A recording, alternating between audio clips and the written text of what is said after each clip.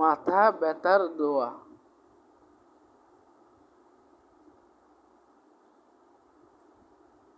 লা ইউসাদ্দাউনা আনহা ওয়ালা ইউনজিফুন।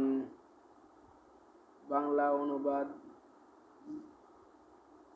যেইভাবে এই দোয়াটি পড়িবেন, যখন কারো মাথা ব্যথার হবে, তখন তিনি তার ডাইন হাত দিয়ে মাথা চেপে ধরে 3 বার এই দোয়াটি পাঠ করিবেন।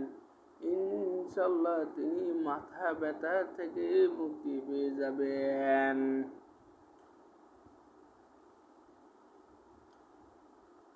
মানবদের জন্য মাথা ব্যথার অনেক কষ্টের একটা যত্ন বা অঙ্গ।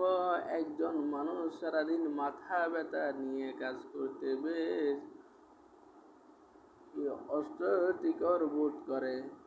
মাথা ব্যথার কারণে মানুষ স্বাভাবিক কাজ ও অল্প পরিশ্রমের কাজগুলো করতে পারে না। তাই আমাদের সুস্থ ও আরামদায়ক জীবন যাপনে মাথা ব্যথা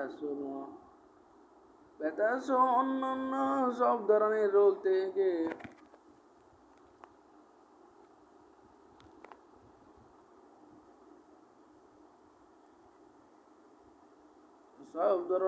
থেকে সুস্থ থাকা খুবই দরকারি।